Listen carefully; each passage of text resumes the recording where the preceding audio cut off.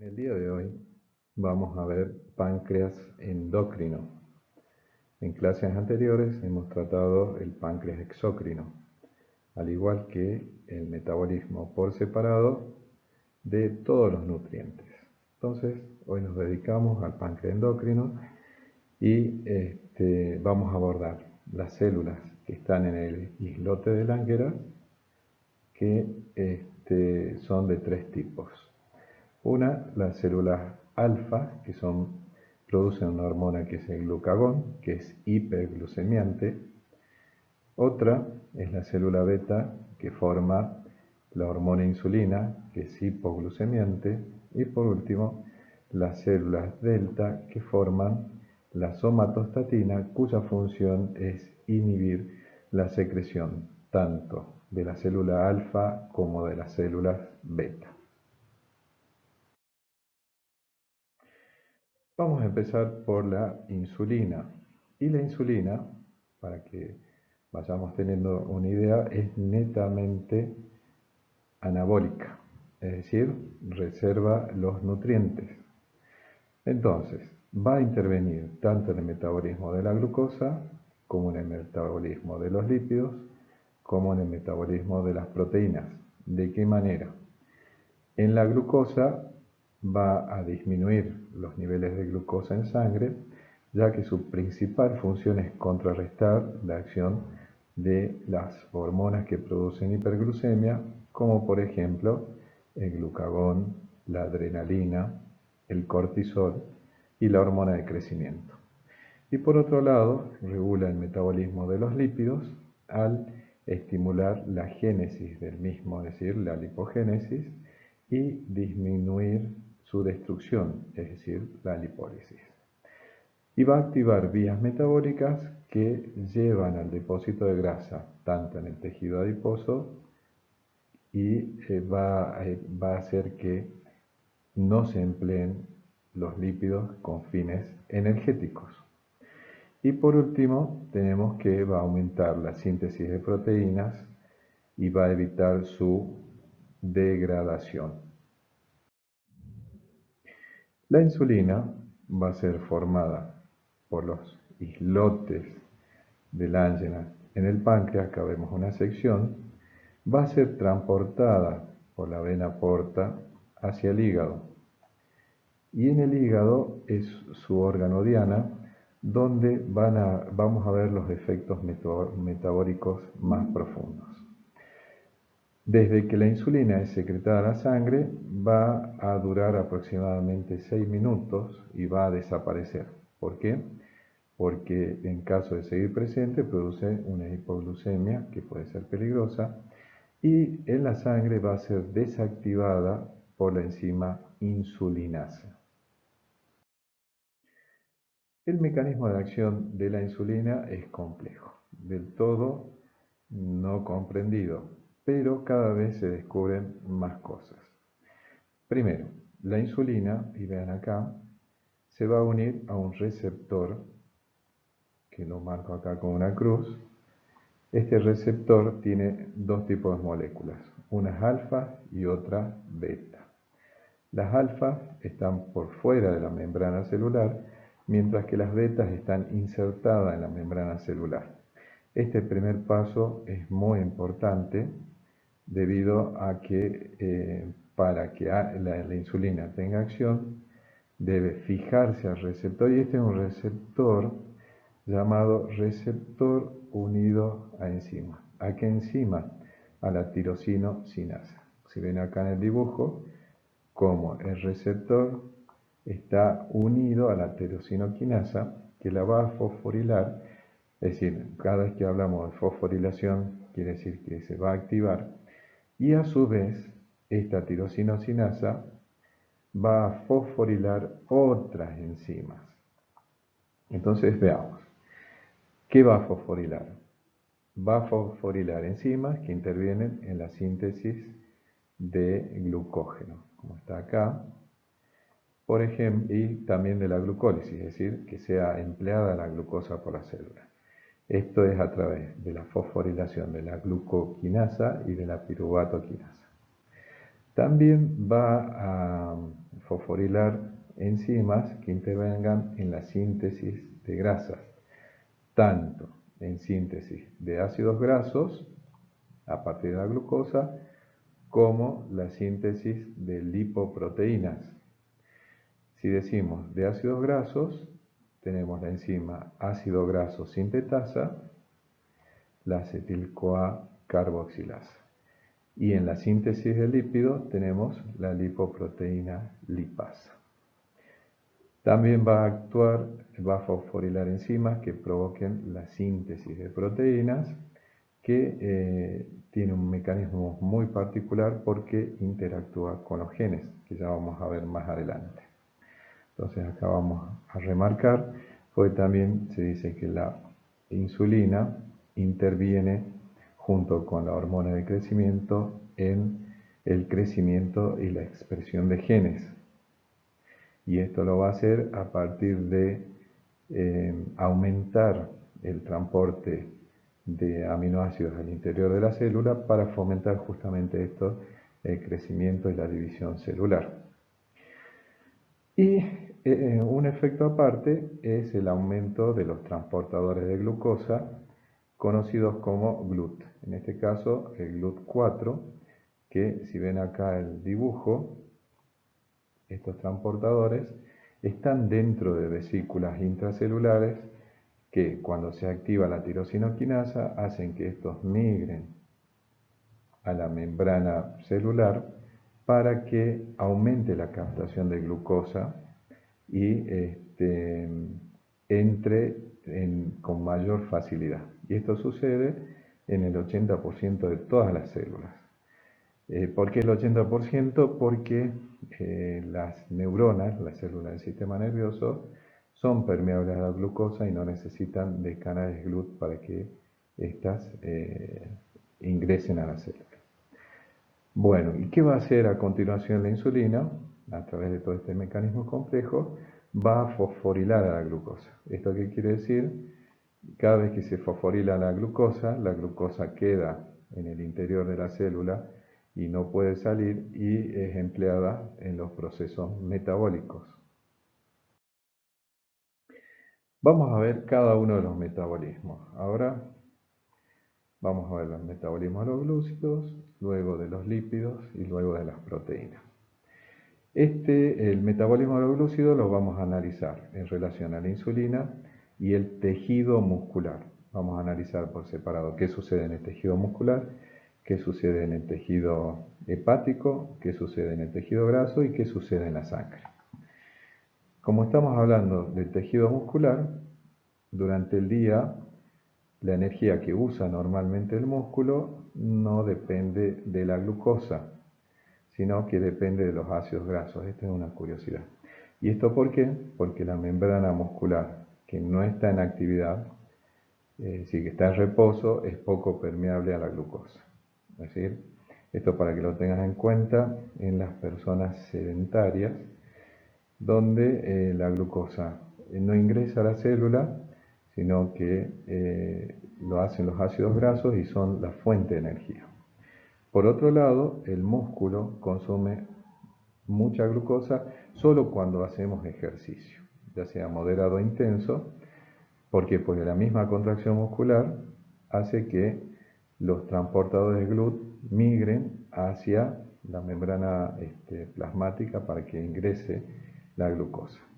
Y lo otro que es obvio, que en una comida, después de comer, se secreta la insulina, y ahí sí, en presencia de insulina, ingresa el azúcar al músculo, si no, no. ¿Y qué va a suceder en el músculo? Todo el azúcar que entró y no se ejercita, automáticamente va a ser almacenado como glucógeno. Esto es un efecto de la insulina. ¿Qué pasa con el metabolismo de los glúcidos en el hígado? El hígado, que es nuestro centro metabólico. Va a aumentar la insulina, va a aumentar la captación rápida de glucosa y la va a fosforilar, que es como comentamos recién, entonces queda atrapada dentro de la célula y esto lo hace una enzima llamada glucosinasa. ¿Qué va a pasar? Automáticamente la glucosa se va a depositar como glucógeno. Y esto va a ser a partir de la glucógeno sintetasa, que va a formar el glucógeno a partir de la unión de múltiples moléculas de glucosa en un proceso llamado de glucogenogénesis. Además, en el hígado va a inhibir la insulina la degradación del glucógeno ya presente al inactivar una enzima que es la enzima fosforilasa hepática. Y el exceso de glucosa lo va a transformar en ácidos grasos, el mismo hígado y por acción de la insulina, y los va a empaquetar en tejidos triglicéridos para que sean enviados al tejido adiposo donde son almacenados. Y por último, la insulina inhibe la gluconeogenia, es decir, ese proceso por el cual se sintetiza glucosa a partir de los aminoácidos. ¿Qué pasa con el metabolismo de los glúcidos en la sangre? Bueno, la insulina, esto es repasar un poco, promueve el depósito de glucógeno en el hígado a partir del momento que uno comió y se absorbió la glucosa. Ahora, más tarde, entre las comidas, obviamente, la glucosa desciende. Y el glucógeno hepático de nuevo se va a transformar en glucosa, esta vez por acción del glucagón que activa la enzima fosforilasa, y se va a liberar a sangre y va a aumentar los niveles de glucosa en sangre. ¿Esto por qué tiene que estar en equilibrio? Porque las neuronas, las células de la retina y el epitelio germinal dependen exclusivamente de la glucosa. Y no necesitan en sí de la insulina para que entre la glucosa a su interior, pero sí necesitan de que en la sangre haya niveles constantes de glucosa. En un valor, esto se llama glucemia, entre 0,70 y 1,10 miligramos por decilitro. Ahora, si la glucemia baja mucho, entre 20 y 50 miligramos, produce shock hipoglucémico con crisis convulsivas y coma. Ahora, si el azúcar se eleva mucho, como es en el caso de los diabéticos, causa daño en vasos sanguíneos que llevan al infarto agudo del miocardio, al ictus cerebral, a la insuficiencia renal crónica y la ceguera. ¿Qué pasa con el metabolismo de los glúcidos, la insulina y el tejido adiposo? En el tejido adiposo, la glucosa transportada al interior del adipocito, es interesante ver cómo la fracción,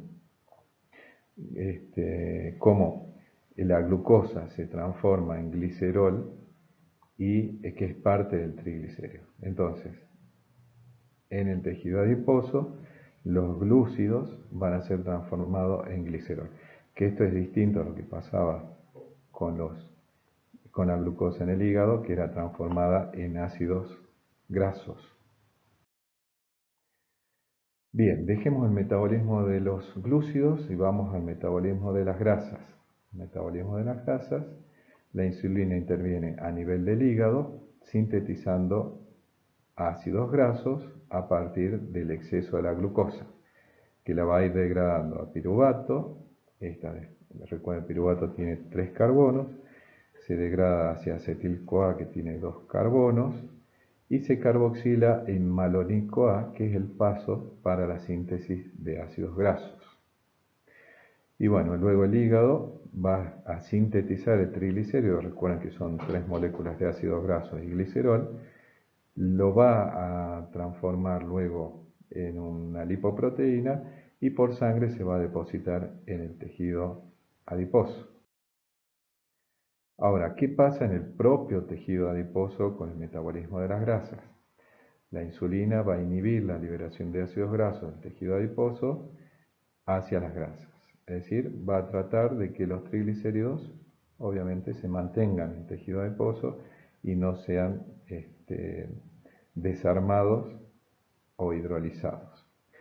Entonces, la insulina va a fomentar el transporte de glucosa al interior de la célula adiposa y va a ser aprovechada para sintetizar pocos ácidos grasos, que es muy distinto a lo que sucede en el hígado, pero va a formar grandes cantidades de alfa-glicerol fosfato, que es el glicerol que forma los triglicéridos. Ahora nos metemos en un terreno que es muy importante para la práctica clínica, que es qué sucede si hay déficit de insulina con el metabolismo de las grasas y pensando básicamente en el paciente diabético. Si no hay insulina, en vez de conservarse las grasas, se destruyen en un proceso que se llama lipólisis. Entonces se destruye la grasa almacenada porque se activan las lipasas que desarman el triglicérido y van a liberar grandes cantidades de ácidos grasos y glicerol a la sangre. Ahora, estos ácidos grasos siempre van a ser usados con fines energéticos en todos los tejidos, menos en el cerebro. Ahora, pero también van a ser usados para la síntesis de colesterol, de fosfolípidos y de triglicéridos. Esto lo hace el hígado y los va a empaquetar a estos tres para formar lipoproteínas que aumentan de una forma muy considerable. Ahora, ¿qué pasa con los ácidos grasos? Estos ácidos grasos van a terminar sintetizando cuerpos cetónicos, que son el ácido acetoacético, esto en el hígado graso. ¿Esto a qué se debe? Al no haber insulina, aumenta la expresión de la carnitina, que facilita, en definitiva, la beta-oxidación rápida, y se forman grandes cantidades de acetil-CoA. Y ustedes saben que la unión de dos acetil-CoA, es decir, se condensa, forman el ácido acetoacético. Y esto se libera en sangre y van a cualquier célula periférica. Esas células los reconvierten en acetil-CoA y los usa con fines energéticos. Pero hay un problema. Como no hay insulina, los tejidos no están tan capacitados para usar este ácido acético. Es decir, se produce mucho ácido acetoacético, pero a la vez la carencia de la insulina hace que los tejidos no lo puedan usar con normalidad. Entonces, vamos a tener en la sangre inundada de cuerpos cetónicos que los tejidos no pueden metabolizar. Bien, y entonces, ¿qué va a suceder? Si hay mucho aceto acético, se van a convertir en ácido beta-hidroxibutírico y acetona. Y el problema en el diabético es que su exceso produce una cetosis que lleva a una acidosis, pues eleva el pH y pone en riesgo la vida del paciente diabético. Muy bien. ¿Qué sucede con el metabolismo de las grasas? Es decir, ya hemos hablado del metabolismo de los glúcidos, tanto lo que sucedería en los órganos dianas como son el tejido muscular, el hígado, el tejido adiposo. Hemos hablado del metabolismo de las grasas y ahora del metabolismo de las proteínas. Lo que hace es estimula el ahorro de las proteínas, la síntesis de proteínas, el depósito de proteínas.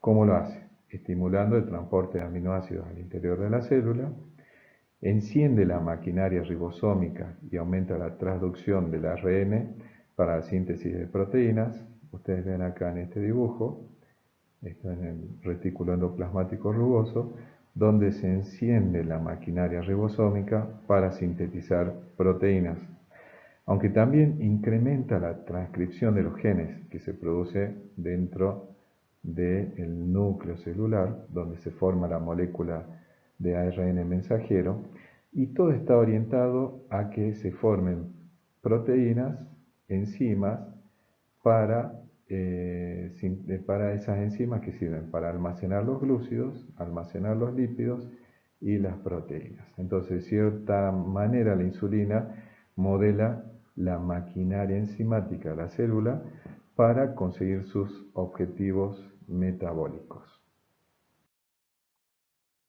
¿Qué sucede en el músculo con el metabolismo de las proteínas? Va a inhibir el catabolismo celular, es decir, impide que se destruya ninguna proteína que está dentro de la célula. Y a la vez también a nivel del hígado inhibe la gluconeogenia, es decir, eso de degradar los aminoácidos para sintetizar glucosa con fines energéticos. Pero cuando hay déficit de insulina, estamos hablando del paciente diabético, el metabolismo de las proteínas está trastornado. Entonces va a disminuir las proteínas en los tejidos, va a interrumpir el depósito de proteínas, va a aumentar la destrucción de proteínas, va a disminuir la síntesis de proteínas y se van a vertir grandes cantidades de aminoácidos a la sangre. Ahora, ¿para qué se usan esos aminoácidos? Siempre con fines energéticos y en definitiva, al degradarse tantos aminoácidos, aumenta la urea en orina. Esto más que nada es como un marcador para tenerlo en cuenta. Ahora, si yo destruyo las proteínas que están dentro de la célula, vamos a tener un individuo con debilidad extrema, los tejidos se van atrofiando, esto ustedes piensan en un diabético, y característica las alteraciones funcionales orgánicas porque estamos trastocando el mecanismo enzimático proteico que regula el metabolismo de todo el cuerpo. Bueno, tenemos que pensar que el nivel de glucosa en sangre, que es muy necesario para que llegue la glucosa a cada célula y pueda hacer todos sus procesos de producción de energía, el equilibrio para mantener los valores de azúcar estable se produce entre la lucha entre una hormona hipoglucemiante como es la insulina y varias hormonas hiperglucemiantes que son el cortisol, la hormona del crecimiento, la adrenalina y el glucagón. Hasta acá hemos analizado solamente la insulina. Veamos las otras. Con respecto al cortisol y la hormona de crecimiento, ustedes saben que la hormona de crecimiento es secretada por la adenohipófisis o glándula pituitaria y el cortisol es secretado por las glándulas suprarrenales. Estas hormonas siempre se secretan en respuesta a cuando baja el azúcar, hay una hipoglucemia y el fin es inhibir el uso de la glucosa celular, pero curiosamente se deriva hacia el uso de lípidos, es decir, no vamos a usar glucosa y sí vamos a usar lípidos.